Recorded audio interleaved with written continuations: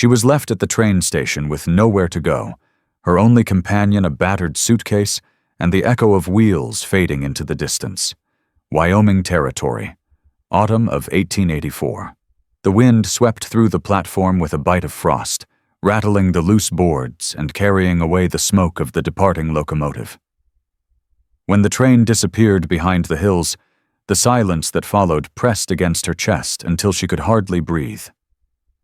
Clara Bennett sat on the edge of the wooden bench, clutching her suitcase with fingers numb from the cold.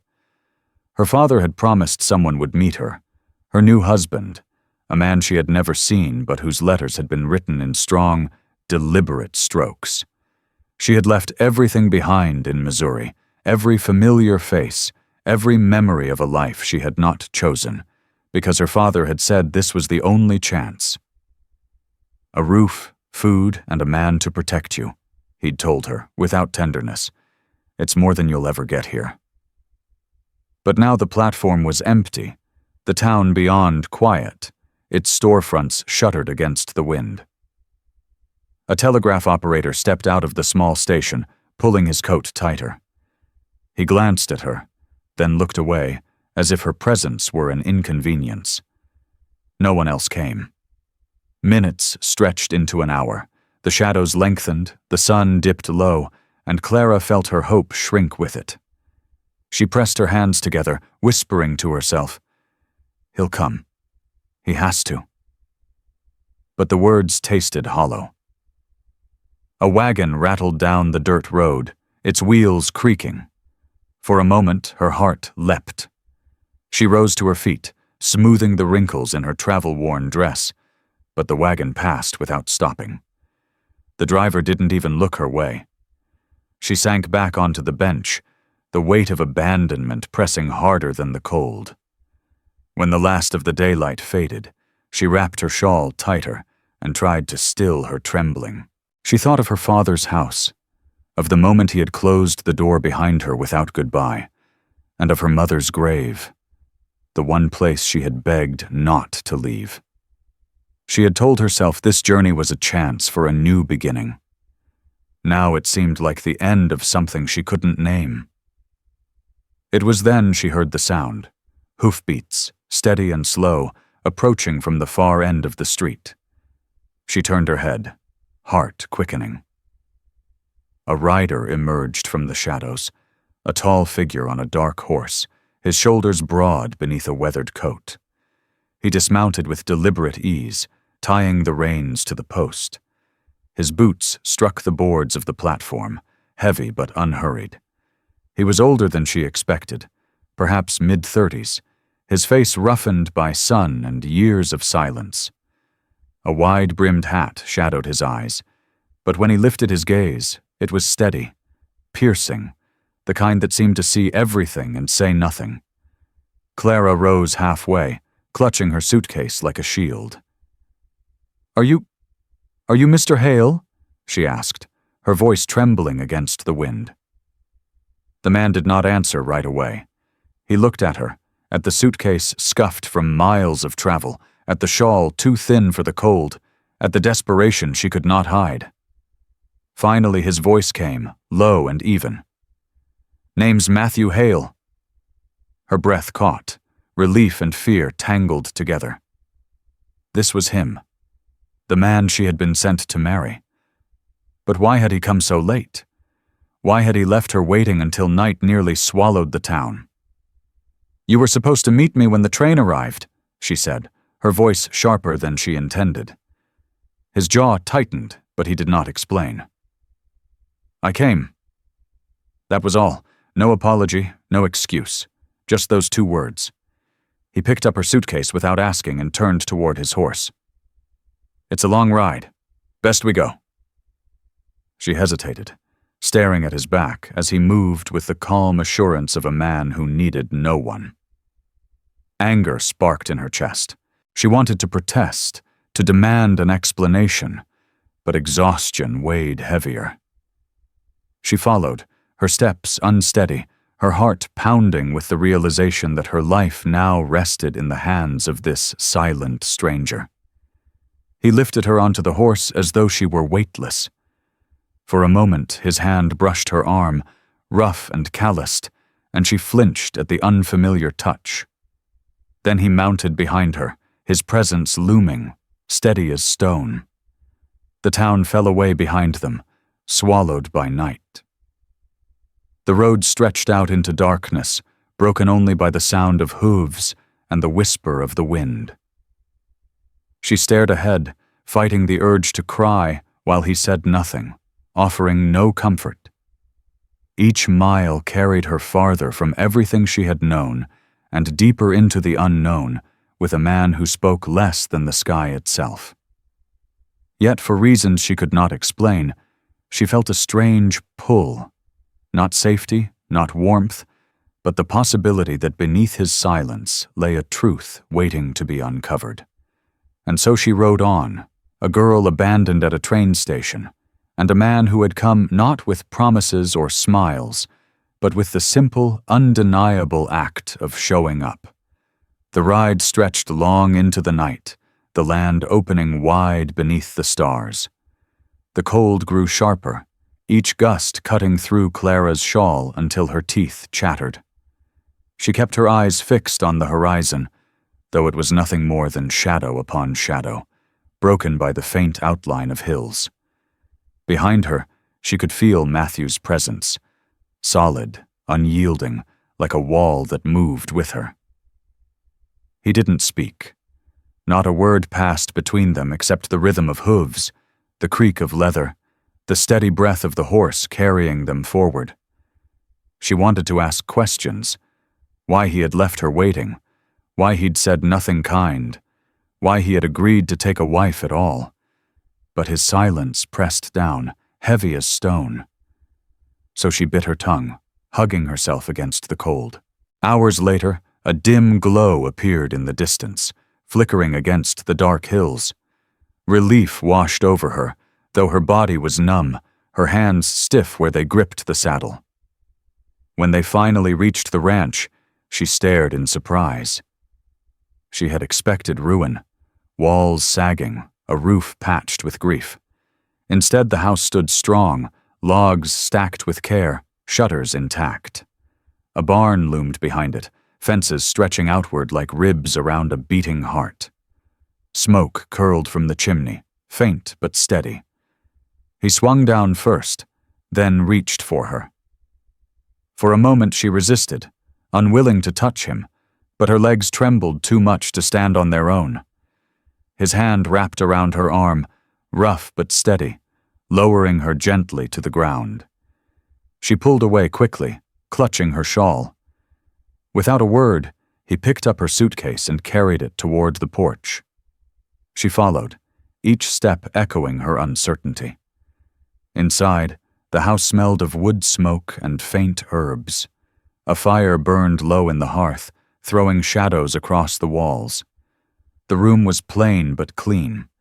Table and chairs, shelves neatly stacked with jars, a rocking chair near the fire. It was not a home of warmth, but of order. He set her suitcase by the stairs, then moved toward the kitchen without looking at her. She stood in the doorway, unsure whether to sit or speak. After a moment, he returned with a pot, setting it on the stove. Soon the scent of broth rose into the room, simple and earthy. Her stomach tightened with hunger, but she did not move. He poured the stew into a bowl and placed it on the table. "Eat," he said, his voice low, steady. She hesitated, then sat. The first spoonful burned her tongue, but she didn't care. She hadn't eaten since morning, and the warmth spread through her, easing the tight knot inside her chest. She kept her eyes down, ashamed at how quickly she devoured it. He sat across from her but did not touch his own bowl. Instead, he leaned back, arms folded, watching the fire. Silence stretched again, broken only by the clink of her spoon. When at last she set it down, he rose. "Room's upstairs," he said. "End of the hall." She nodded, gripping her shawl tighter. As she climbed the stairs, the boards creaking beneath her steps, she glanced back once. He stood by the fire, tall and still, his face unreadable. Her room was small but prepared. A quilt lay folded at the foot of the bed, a basin of water set on the stand, curtains drawn against the night. She closed the door and sank onto the mattress, pressing her face into her hands. The tears came then, quiet and shaking. She had not cried when her father sent her away, nor when the train pulled from the station, nor even when no one came to claim her. But now, in the silence of this strange house, the weight of it broke her. Downstairs, she heard the faint scrape of a chair, the low creak of the rocking chair by the fire. He had not gone to bed. He sat awake, watching the flames, guarding a house that did not yet feel like hers. And though he had spoken no words of comfort, though his face had given nothing away, she felt the echo of his actions. The stew set before her, the quilt folded with care, the way his hand had steadied her when her legs gave way. It was not kindness as she had imagined it. It was not warmth, but it was something. And as she drifted into sleep, she wondered if silence could hold more than absence, if sometimes it could carry the weight of all the words left unsaid. Morning came with the soft hiss of wind along the eaves, and the dull thud of hooves somewhere beyond the barn. Clara woke to a room that held the night's warmth, a small mercy she did not remember earning. On the chair near the window lay a folded dress brushed clean of travel dust, and beside the basin someone had set a small cake of soap wrapped in cloth. She touched the bundle as if it might vanish under her fingers, then washed and braided her hair slowly to steady her thoughts. Downstairs, the house was quiet, except for the low pop of the hearth. Matthew stood at the table with a ledger open and a pencil tucked behind his ear. He glanced up once, then nodded toward the stove. Porridge waited in a dented pot, thick and steaming, with a jar of honey and a chipped cup of coffee. He didn't say good morning. She didn't either. They moved through the kitchen like travelers who shared a road but not a destination, aware of each other yet careful not to cross. After she'd eaten, he pushed the ledger aside and handed her a pair of woolen mittens that had seen better winters. "There's a lighter coat on the peg by the door," he said. "It'll do for chores." She tugged it on, grateful for the weight of it on her shoulders, and followed him out into pale daylight. The yard held the kind of order born from necessity. A water trough had been chopped free of ice. The barn doors were latched with a length of rope twisted smooth by hands. A wagon sat under a lean-to with its wheels propped to keep them from warping. Matthew moved without waste, his steps deliberate as he checked fence rails and grain bins. He gave simple instructions in a quiet voice, not commanding, not apologizing, and she found herself slipping into the rhythm of it without thinking. They worked side by side until the sun reached the peak of the gable. He hauled a sack of oats to the feed room while she scattered seed for the hens. When her fingers stiffened from the cold, a tin mug of coffee appeared at her elbow, warm and strong, with a corner of bread tucked beneath the handle. He must have set it down and walked away before she turned to thank him. The gesture settled into her chest like a coal that refused to go out. By mid-afternoon, clouds gathered over the ridge, and the wind sharpened. A mare in the corral tossed her head and churned the snow to slurry with her hooves. Clara carried a bucket to the fence, speaking softly the way she remembered nurses speaking to restless patients. The horse quieted, then edged closer, curiosity overcoming caution. Clara smiled, a small thing, and lifted her hand to the warm velvet of the mare's muzzle. When she glanced toward the barn, she caught Matthew watching from the doorway. One shoulder leaned against the jamb as if the wood held him there. He didn't smile. He didn't look away either. That night the house settled into a peace that felt almost earned. Clara folded laundry near the fire, while Matthew mended a broken bridle strap at the table. The room smelled of leather and beeswax, and the faint sweetness of something drying on a line near the stove. She finished the last shirt and stacked it with the rest, then hesitated. "Thank you for the mittens," she said at last. "And the coat." He tied off the stitch and set the strap aside. "Needed doing," he answered. It wasn't dismissal. It was a plain truth that made room for more. She turned the hem of her skirt in her fingers, gathering nerve. "You left me a long time at the station," she said. "I thought maybe you'd changed your mind." Behind the hard planes of his face, something shifted and went still again, like a creak after a stone breaks the surface. "I was at the telegraph office," he said. "Wire took longer than I liked." "To who?" "A friend in town who keeps watch." He shrugged as if that could hide the rest. Had him check on something first. "Me," she guessed. The corner of his mouth moved. "Not you. Your people." The floor seemed to tilt under her. "There aren't any. I know now." She wanted to ask what he had learned, and what it had cost him to learn it. Yet the words tangled. He stood and slid the repaired strap into a drawer, then lifted a small wooden box from the shelf and set it on the table between them. "If you're staying, you'll need a place for your things," he said. "My sister made that years back. Used to keep her needles in it." Clara traced the carving, each pattern cut by a hand that had cared enough to make beauty where none was required. She looked up. "Used to?" He didn't answer, not with words. He nodded toward the stairs. "Best get rest. Weather's turning." In the days that followed, the weather did more than turn. The sky lowered and opened, snow falling steady and wet until the world shrank to the distance between the porch and the barn. They worked because work was the only way the roof stayed above them. He split wood while she carried kindling. He shoveled a track to the well, and she hauled water until her arms trembled. He taught her the trick of lighting a stove on a mean day, and she taught herself the patience to try again when the first match guttered. They spoke more, but not about the kind of things that sit heavy on the heart. Instead, their talk wandered over feed stores and storm signs, the way a horse telegraphs its moods, the way wind tells on the coming night.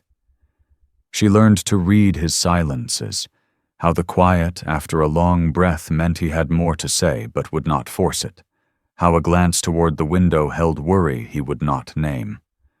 On the fourth morning, she found a small bundle on the back step, wrapped in waxed paper and tied with twine.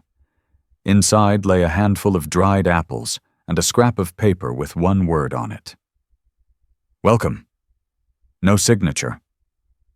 She looked toward the road and saw no one, only an old track along the fence line and a crow hopping from post to post.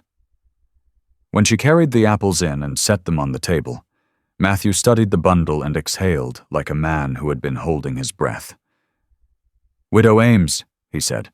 "She hears everything before the wind does. She must have decided you're not trouble." Clara smiled despite herself. That afternoon she filled a tin with fresh biscuits and wrote a note in a careful hand. "Thank you. Your kindness found me." She left it by the gate before dusk and pretended not to watch for the shadow that would fetch it. The storm deepened. The barn roof boomed under the weight of wind, and the house creaked like an old ship taking a hard swell. After supper, Matthew checked the doors twice and wedged a length of split oak against the back latch. Clara set extra quilts by the hearth for the night watch. Neither of them admitted they kept. When the lamp burned low, she felt the tremor in the floorboards that meant the wind had turned meaner. She drew closer to the fire, pulling her shawl tight. Matthew rose and started for the door to check the stock one more time. The gust that hit the house then made the latch sing. "Don't go," she blurted, then flushed. "I only mean wait. You'll be lost in this." He paused, one hand on the knob, After a moment, he stepped back and set his hat on the peg. "You're right," he said. "We'll go together at dawn." The next day broke clean and hard, sky the color of raw tin, snow drifted to the porch rail. The world sparkled with a brightness that bit the eyes. They worked shoulder to shoulder, digging out the path to the barn. At the last drift, her boot slipped, and she pitched forward. He caught her by the elbow, steady and quick. The grip lasted a heartbeat longer than it needed to. She felt the warmth of his palm through the thick coat and the press of blood in her ears. He let go and stepped back. "You're all right?" he said. But his eyes asked if she truly was. Inside the barn, the air held the sweet breath of hay and animals. The mare nickered and nosed Clara's shoulder as if greeting an old friend. When they reached the last stall, Matthew halted. The sled we use for firewood was gone from its hook. He crouched, examined the floor, then looked toward the small door that opened toward the creek. "Tracks," he said, "a pair of them." Not small. A prickle ran along Clara's neck. Coyotes? Boots.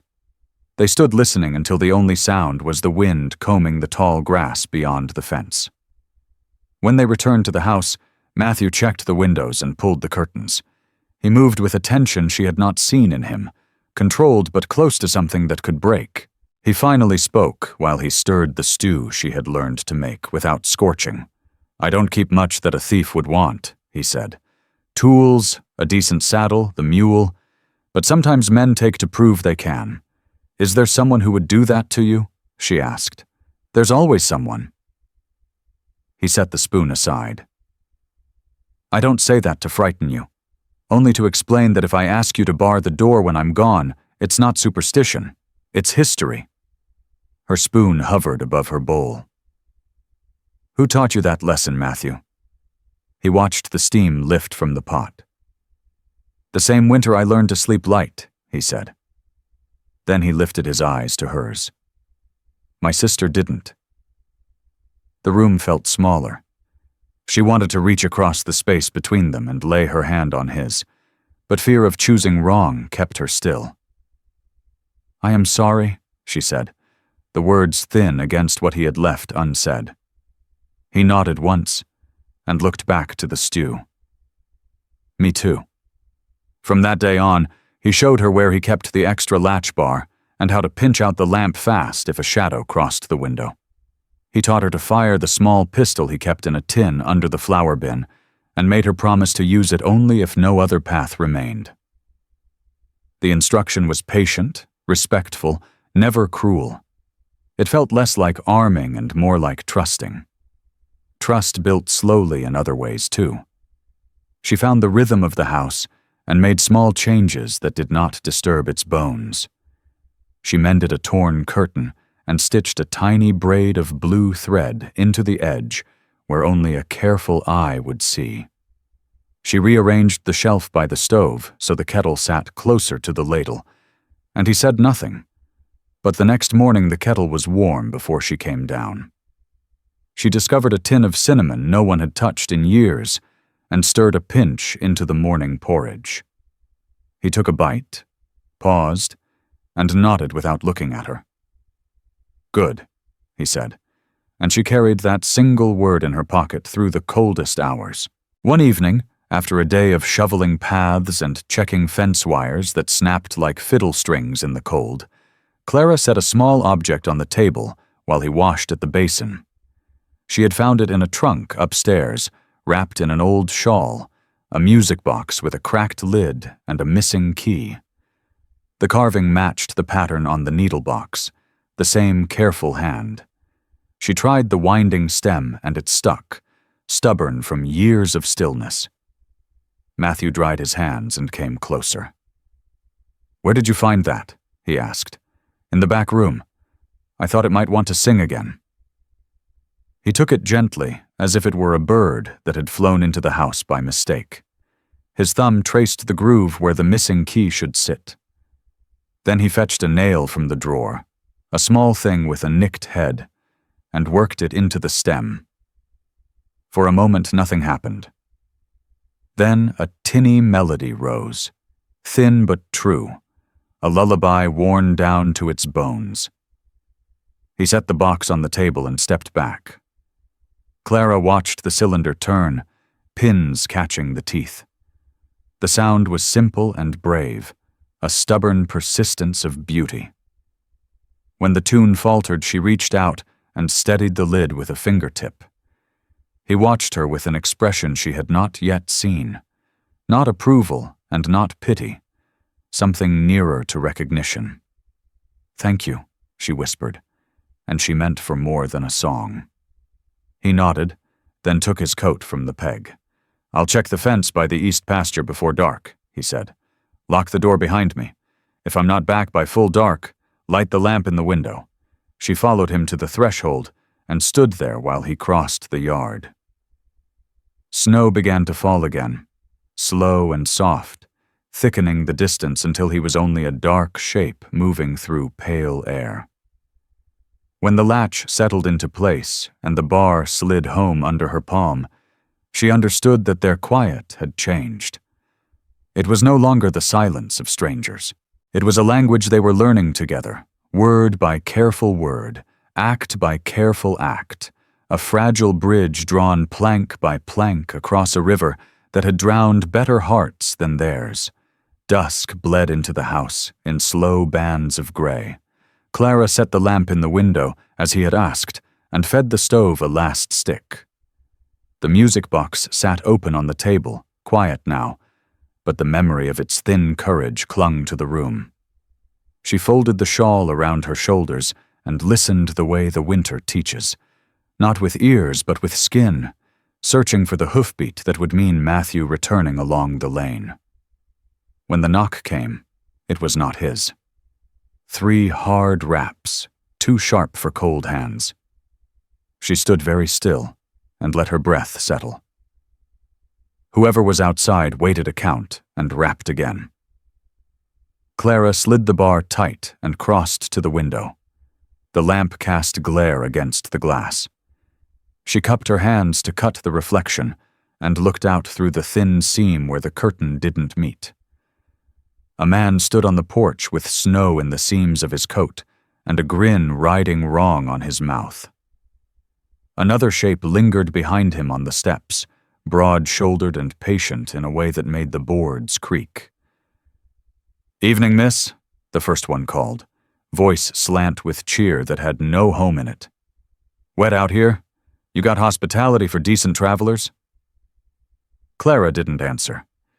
He tilted his head toward the window like a dog catching a scent. "That a light, I see. Looks like a warm hearth to me." She moved from the glass and laid her palm on the pistol tin, feeling the tremor in the backbone of the house. Widow Ames's gift of dried apples sat beside the stove. The note she had written in thanks lay under a cup. It seemed important suddenly that such small kindness existed in a world where this voice now stood breathing on the door. "We don't want trouble," the man said, "but a roof and a nip, that's neighborly." He put his weight against the latch, testing it. The wood answered with a tired sound and held. The second man's boots shifted on the step. A low chuckle came like a splinter. Clara walked to the door and spoke without raising her voice. "There's no room here. You'll find the store in town open late when storms take a notion." "Storms found us already," the first man said. "We'd be obliged to come in and share a fire." "No," she said. The latch creaked once more, then quiet. For a long breath nothing moved. Then the steps retreated, slow and whispering. She stayed where she was, hand on the bar, and counted in her head the way nurses count when a fever spikes. At 30 she let breath out, and turned the lamp down until the window barely glowed. She did not realize she had been shaking until the door opened and Matthew stepped in, a figure made of night and cold, snow wrung from his hat with one rough shake. He took one look at her and the room, and set the hat back on the peg. "Who?" he asked, not loud. 2 men, she said, finding steadiness in the telling. They wanted in to warm themselves. I said no. He crossed to the window and leaned to the seam she had used. His mouth drew in a line that was more thought than anger. He went to the hearth and added wood because warmth answers fear better than emptiness. Then he took the pistol tin, checked the cylinder, and set it where her hand would find it without looking. After a moment, he held out his palm. May I see yours? She frowned, surprised, and laid her hand in his. He turned it gently, thumb on her pulse, counted his own way, then released her. Good, he said. He poured water into the kettle and set it to sing. They didn't try the back, she added. They will if they come again, he said. Then he nodded toward the stairs. Get your boots and your coat. We'll sleep in shifts by the hearth. They did. He took the first watch, sitting easy in the chair with the rifle across his lap, and she lay on the pallet within reach of the pistol and the music box whose stubborn song, even at rest, felt like a promise. Sometime after midnight, he touched her shoulder, and she rose without a word. He stretched out on the rug, still wearing his coat, and fell into the kind of sleep men go to when they've learned how to wake in a breath. Her watch passed without sound, except the low pair of snores from the mare in the barn, drifting through the cracks of the world. When Gray hinted at the edges of the curtains, Matthew was already up. He shrugged into his coat and opened the door a finger's width. Snow had drifted, but not deep. He stepped onto the porch and crouched. Boot prints cut the white in a looping track from the back of the house toward the line of scrub, a path made by men who had walked the fences and measured their courage and the weight of the latch bars, and then chosen hunger over lead. When he came back, he built the fire higher and set a skillet on the heat. She whisked eggs while he sliced what bacon remained. Neither of them spoke about the night. They didn't need to. After breakfast, he saddled the mule and checked the cinch twice. I'll go to town, he said. Get more salt and new bolts for the back door. Maybe I'll run into a friend with long ears and a short memory. She stiffened. Don't go alone. I'm not leaving the house empty, he said. Widow Ames sends boys to carry. He broke off, then tried again. If I don't go, they'll try the door at someone else's. She tied her scarf and took her coat from its peg. I'll come. He opened his mouth, closed it, then nodded once. All right. The road laid itself out between snowbanks like a ribbon someone had dropped, and winter had stiffened. They rode single file, Matthew breaking a careful line, Clara following the hooves that printed the world into something navigable. When they reached the rise where the cottonwoods cupped the town like hands, he pointed with his chin toward the smithy. Eli will have the bolts we need, he said. The blacksmith wiped his hands on his apron and lifted a brow when he saw them. Morning, Reed. Weather favors no man. He nodded to Clara with a small courtesy that felt more like acceptance than habit. Haven't seen you in a month of Sundays. Matthew rested his forearms on the counter. Need door bolts, he said. Heavy ones, and 2 lengths of chain stout enough to hold a mule who forgets his manners. Eli set the iron on the wood, the clink sure and friendly. Heard talk of fellows walking the lanes last night, he said without looking up. Wind carries more than snow. Sheriff says they've been sipping courage at McKibben's and paying with somebody else's coin. Matthew's jaw worked once. We'll pay cash, he said. The blacksmith's gaze flicked to Clara's face, then back. Your sister would have scolded you for that tone, he said lightly. The way men share sorrow around its edges so it doesn't swallow the room. Matthew half smiled, a small crack of light that surprised her. She was the only one who ever got away with it, he said. He gathered the iron and chain, paid, and carried the weight like it was nothing new. They crossed to the general store for salt and coffee, and a handful of nails. Widow Ames appeared at the end of the aisle like a ghost with a ledger, bright eyes set in a map of lines that a lifetime of weather had drawn. "You look thinner than a sermon," she told Clara, and set a paper bag on the counter. "2 apples, and a notion I had. We'll flatter it and call it pie once you get warm." Clara smiled before she meant to. "Thank you," she said. The widow's gaze shifted to Matthew. "Heard you took company," she said. "Company's got good posture and honest eyes. That'll steady the house." Then she lowered her voice.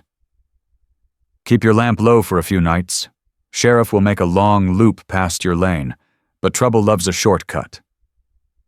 "We'll manage," Matthew said. He set a coil of lamp wick on the counter, and the widow added a small tin of salve with a nod toward Clara's knuckles, nicked and roughened by cold chores. "A lady's hands learn," she said. "Don't let them forget softness." On the way home, the wind came up, skimming the drifts into powdered ghosts that ran along the fence and vanished at the ditch. Matthew rode ahead, and Clara watched the line of his shoulders, the way his coat bowed to the gusts and straightened. She thought about the blacksmith's easy mention of a sister, and the way Matthew had answered without flinching. It felt like being trusted with another piece of the map, not enough to walk the whole road, but enough to keep from wandering in circles. They spent the afternoon hanging the new bolts. Iron rang pleasant against wood, and the sound traveled from door to frame and into the bones of the house until it felt like the place exhaled. When they finished, Matthew stepped back and tested everything twice, the kind of care men practice when the thing that failed once took something they loved with it. He wiped his palms on his trousers and nodded. "That's better." They were washing up when hooves rattled the yard. Not the awkward rush of a drunk, not the creeping step of a thief, but the brisk, open clatter of a lawman who rides the daylight straight to a door. Sheriff Dobson slid down and tipped his hat as he mounted the porch. "Afternoon." Matthew opened the door. "Sheriff," he said. The lawman warmed his hands a moment near the stove and glanced around with a quick, respectful sweep that told Clara he took measure without making a show of it. "Heard you had visitors last night," he said. "We had a test of a latch," Matthew answered. Dobson's gaze shifted to Clara. "How'd the latch hold?" "Because of the bar," she said, "and because the person on the inside knew to say no." He nodded, as if he liked the grammar of that sentence. "We picked up 2 boys at dawn, sleeping on the floor of McKibben's. Paxton's oldest and a cousin out from across the line. They had a sled and a coil of rope, and the kind of headache that makes a man humble. I told them to apologize to their mamas before they apologized to me. Then I made them return a certain sled I found halfway to your fence." Matthew's mouth tightened. "They break anything else?"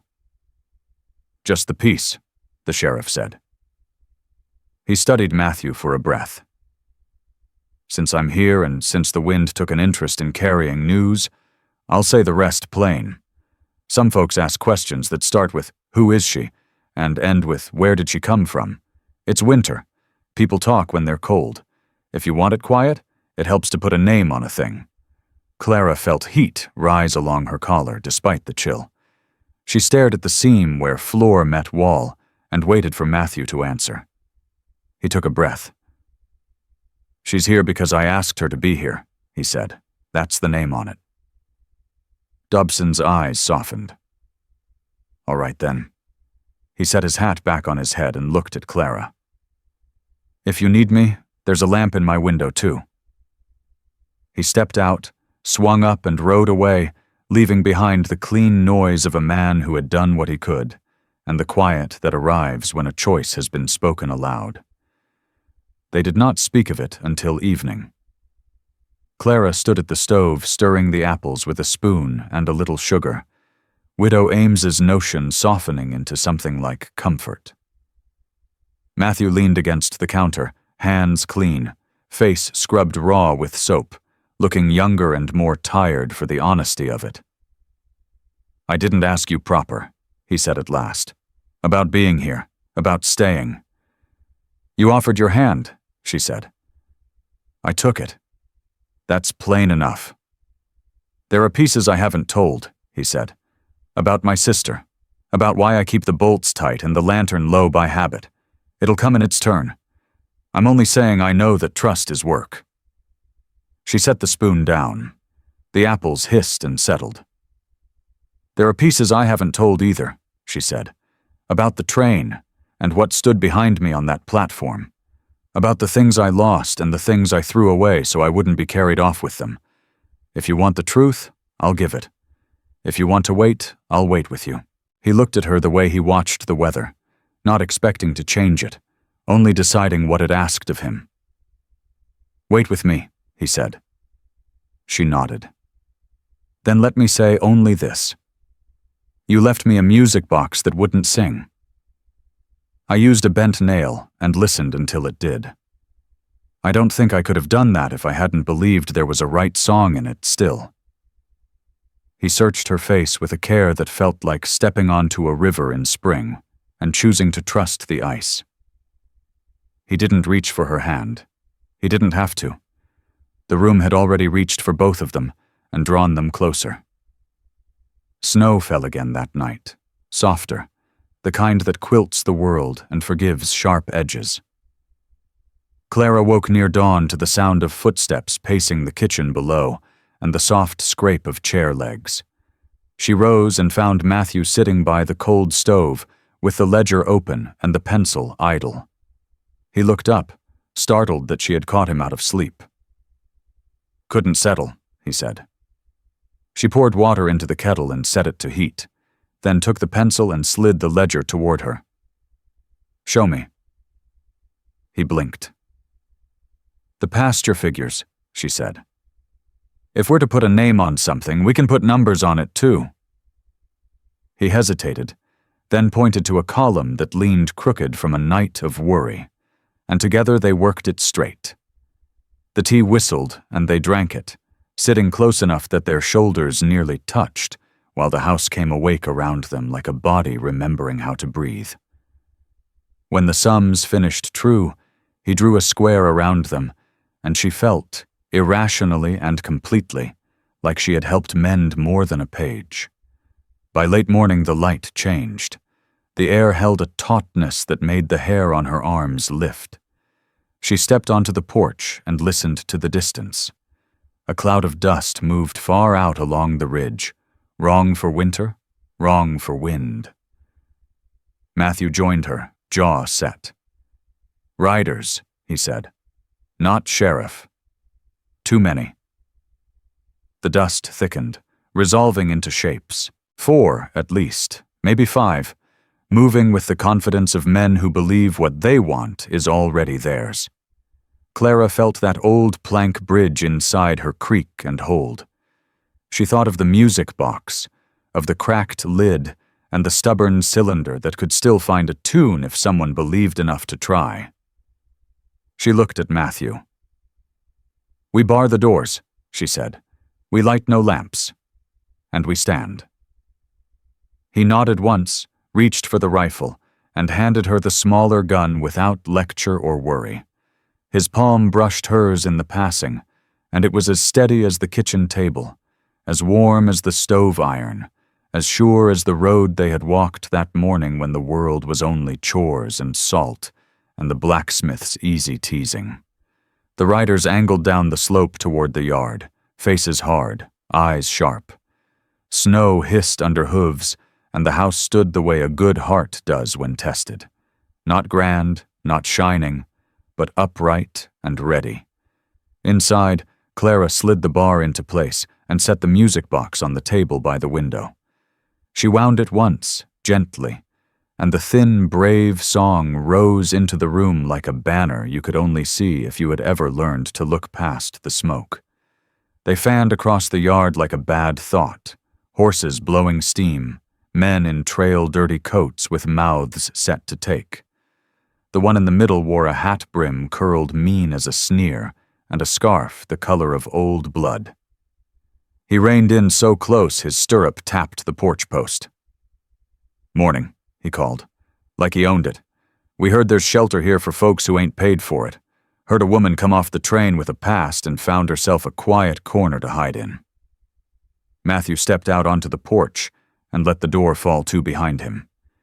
His shoulders filled the frame as neatly as the new bolts filled the door. "You heard wrong," he said. "There's no debt in this yard. No hiding either." The man's eyes slid, greedy as fingers, toward the window where the music box sat. His lip lifted. "Strange how trouble always finds the kind of house thinks it's above it," he said. "You got something belongs to a friend of mine. Maybe the woman. Maybe what she carries. Maybe just your sense. Either way, we take it." Matthew came down the steps. He didn't touch the rifle leaning by the jamb. He didn't raise his voice. "I lost my taste for men who talk in bundles," he said. "Say what you mean, and say it to me, not to my window." The man's grin thinned. He gestured with his chin. Two riders peeled off, drifting toward the back like wolves circling a calf. Inside, Clara moved with the care of someone who has counted shovels of coal in a blizzard. She checked the latch on the back door, slid the bar deeper, then came to stand behind the front window, where the curtain left a breath of view. The pistols lay within reach on the table, oiled and ready.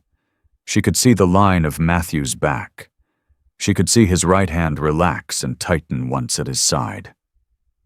"You got 3 breaths to make this easy," the man said.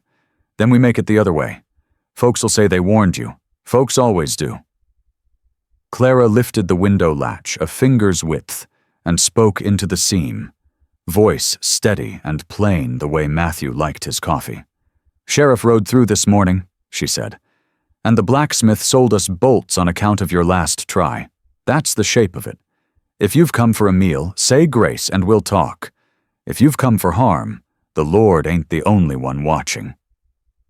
The man in the scarf turned, surprised she'd answered. He tipped his hat like he might at a woman he'd cornered in a parlor. "You got polish for a porch," he said. "Shame to scuff it." Behind him, the 2 circling riders nudged their mounts closer to the back eave. Matthew didn't look. He listened. He stepped sideways just enough to put his shoulder under the porch post, and his shadow where the window could keep him in sight. He nodded once, small and sure. Clara read it like a line in a ledger. The scarfed man clicked his tongue. "Last ask. Come quiet, girl, and we'll call it even. Men behind debts don't like to travel. You'll make it easier on the rest of us if you don't make us lift." Clara opened the door before Matthew could stop her and stepped into the light with the pistol low at her thigh and the music box still singing its thin, stubborn tune behind her. The cold took her breath and sharpened it. "I won't go with you," she said. "Not to settle what wasn't mine. Not to pay for what another man claims. I left that train because it carried me backward. I'm done walking that way."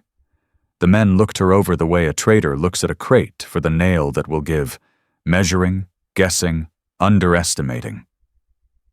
The scarfed man's gaze hardened. "Have it your way." He snapped his fingers. What came next happened inside a breath.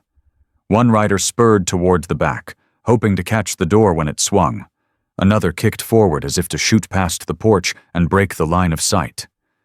Matthew moved. He didn't leap. He didn't shout. He stepped into the path of the second horse and laid both hands flat on its bridle and spoke to it the way you speak to a spooked thing that still wants to do right. "Easy," he said, and the gelding, sensible, overworked, not in love with the boy on his back, checked just enough to throw the rider off balance. Matthew's shoulder drove. The rider's foot tangled, leather squealed, and the boy thudded into snow and cuss words. The man at the back door found the new bolt, found it again, and swore at iron that did not care for his opinion. He lifted his pistol and fired at the hinge out of panic, a crack that sent crows up out of the cottonwoods.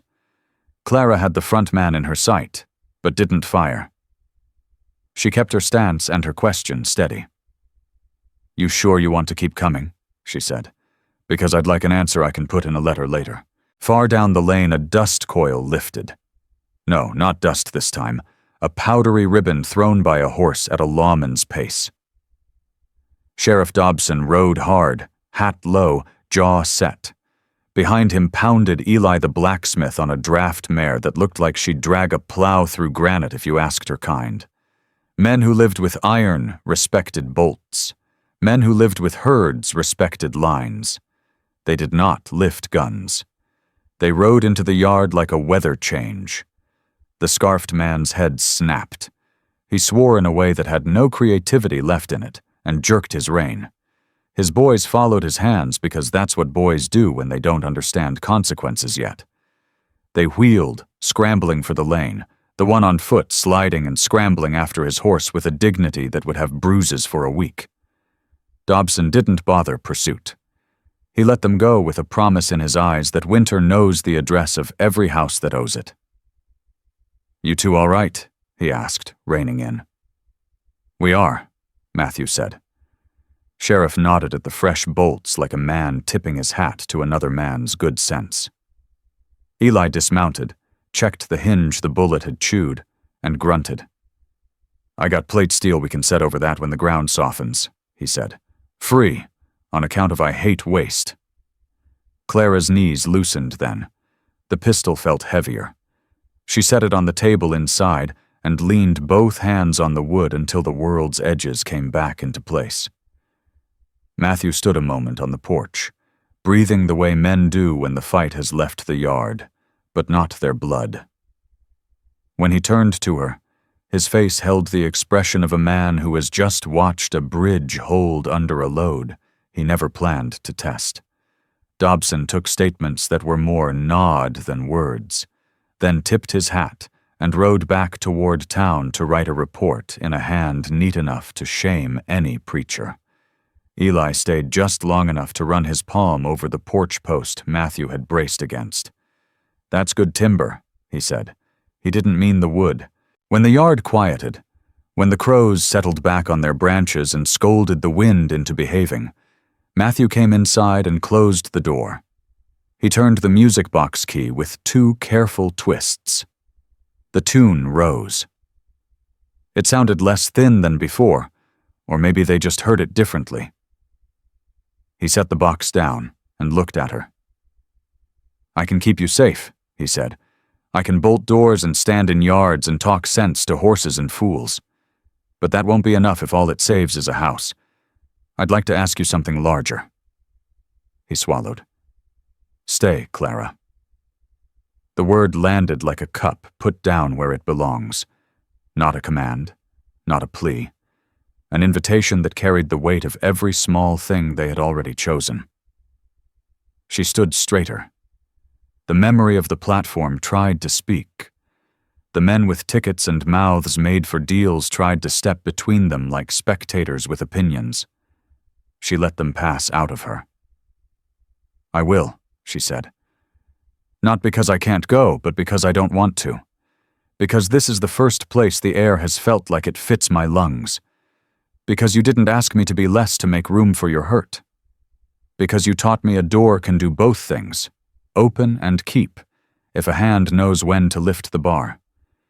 He breathed out like a man who'd been holding a heavy thing alone and had just learned the name of help. He didn't move for her. He let the room close the rest of the distance. She stepped into him, and he into her, and it wasn't a grand embrace. It was a settling, 2 weights finding their balance. That night they ate Widow Ames's pie with tin forks and laughed at how it burned their mouths, because neither of them had waited long enough. They set the ledger aside, without numbers bleeding through the edges of their thoughts. When the lamp burned low, he unrolled the pallet by the hearth as he had before, but she touched his sleeve and shook her head. "There's room enough upstairs for 2 honest people to sleep under one roof," she said. "We'll be honest. We'll sleep." They did. And for the first time since a train door had closed behind her, Clara slept the way the land sleeps when the last frost leaves the creek and the first frogs remember how to call. In the days that followed, small things became vows. Matthew brought the music box to Eli, and together they filed a new tooth for the cylinder, one bright notch that caught and held the tune where the old metal slipped. Clara walked to town with a basket of eggs and came back with a spool of thread and a strip of ribbon for her hair, because a woman is allowed to weigh her own softness without owing anyone an explanation. Sheriff Dobson rode by twice and didn't stop, which said more than any visit might have. The two boys who had tested the door came up the lane with hats in hand, eyes on their boots, and mumbled apologies that were real enough to keep. Matthew accepted them with a nod and sent them to mend fence along the north pasture so their hands could learn better than their mouths. Spring woke in the ditch with the first brave splash of green. The plowshare cut dark lines that smelled like iron and rain. Clara stitched muslin into curtains for the kitchen window, not because anyone could see them, but because color sometimes starts in places only the family will notice. She found the courage, one afternoon, when the wind lay flat and the world felt tame, to tell Matthew about the letter that had chased her across 2 counties with a signature like a trap. He listened with his head bent and his jaw steady, and when she finished, he said only, "I'm glad you ran this direction." When the first calf hit the ground and stayed in this life, legs splayed, eyes stupid with newness, Matthew lifted the slick weight and grinned in a way that cut 10 years off him. Clara laughed out loud, the sound bouncing off the barn rafters and scaring swallows out of their wits.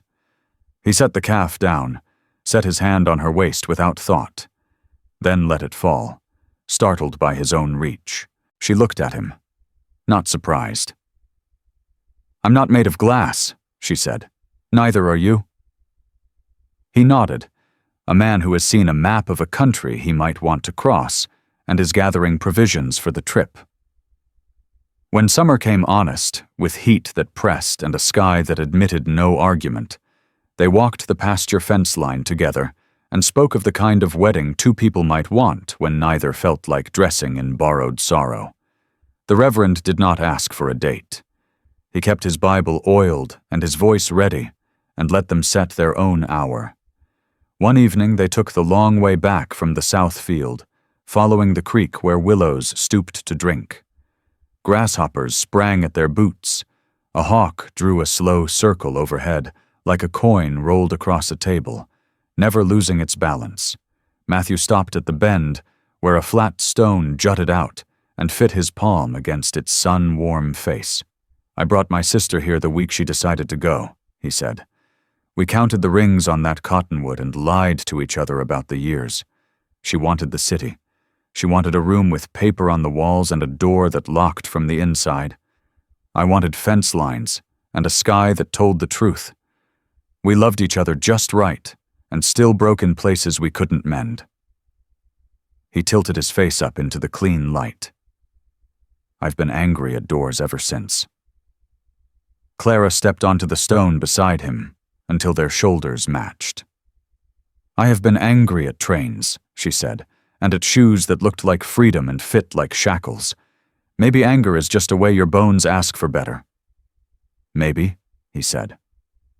His hand found hers on the rock. He laced their fingers the way he'd laced them once in a fevered night without letting himself notice. Now he noticed. He didn't let go. They were married on a Tuesday because cows don't keep calendars, and men who work the land learn to take joy when it answers. Widow Ames came with a loaf, still warm enough to steam in the shade, and pressed a kiss to Clara's forehead that smelled like sage and cinnamon. Eli stood in the back like a gate and cried into his mustache so quietly no one teased him. Sheriff Dobson signed the paper and added a line at the bottom that said the peace had been kept, which wasn't required but felt right. The Reverend's voice carried just enough to reach the yard fence and no farther. Matthew spoke first because he wanted to, because this once he would not let silence go before him and do his speaking. "I promise to keep the door bars tight when they need it, and the hinges oiled when they don't," he said.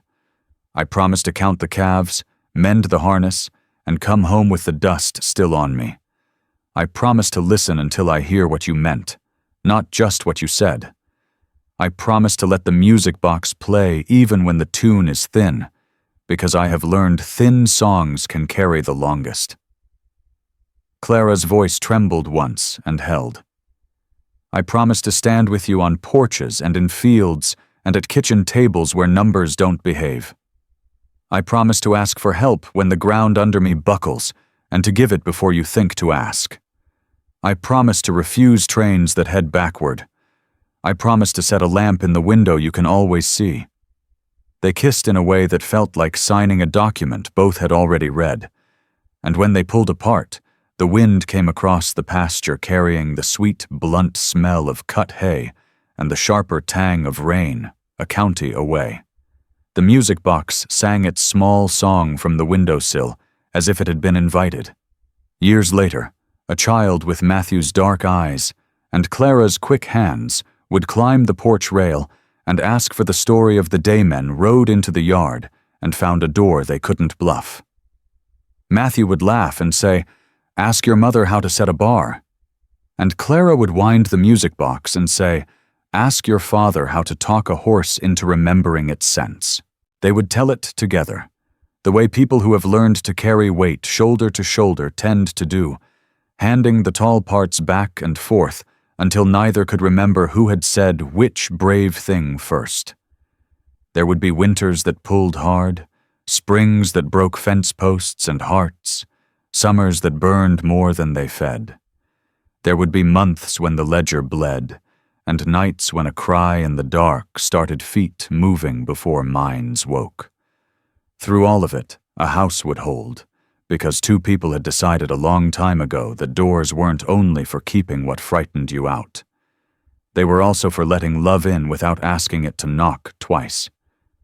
And if anyone asked how a woman left at a station with nowhere to go, and a man who tried to live on silence found a way to make a life that sounded like music, the answer would be plain as fresh-cut boards stacked to cure beneath a summer eve. They chose, and then they kept choosing. The tune was thin sometimes. They played it anyway,